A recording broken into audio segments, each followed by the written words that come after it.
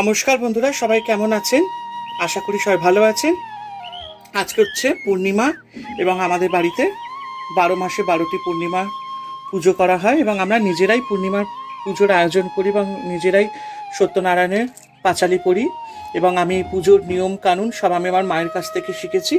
দেখুন, আজকে আমাদের বাড়িতে সিন্নি করা হয়েছে এবং এই সিন্নিটি আটা, গুড়, দুধ, কলা, কিশমিশ, নারকেল কুঁড়ো, ঘি, মধু দিয়ে তৈরি করা হয়। সাথে সত্যনারায়ণকে 5টি পান এবং সুপুরি, হরিতকি দিয়ে সংকল্প করে তাকে দেওয়া হয়, মিষ্টি দেওয়া হয় এবং আমি আমার নিজের মতন করে ছোট করে এই সত্যনারায়ণের পুজো করেছি এবং দেখুন ফুল দিয়ে সাজিয়েছি সুন্দর করে। এবং আজকের দিন আমাদের মধ্যে সত্যনারায়ণের পাঁচালি পড়তে হয়। পুজো করার সময় আমি সত্যনারায়ণের পাঁচালি পড়েছি। আমার খুব ভালো লাগে এরকম বাড়ির ছোট ছোট পুজোগুলো করতে, এই নিয়মগুলো।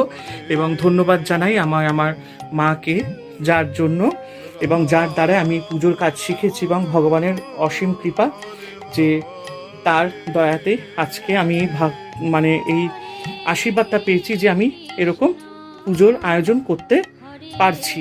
তাই ঠাকুরকে অসংখ্য ধন্যবাদ, আমি আমার মাকে অসংখ্য ধন্যবাদ জানাই, আমার বাবাকে অসংখ্য ধন্যবাদ জানাই, যাদের মাধ্যমে আমি এই পুজোর আয়োজন করতে পারছি। সত্যি খুব ভালো লাগে এবং খুব একটা পজিটিভ ভাইব আসে পুজোর কাজ করলে।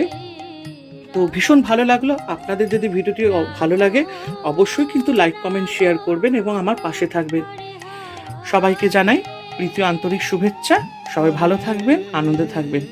হরে কৃষ্ণ কৃষ্ণ কৃষ্ণ হরে হরে, হরে রাম রাম রাম হরে হরে।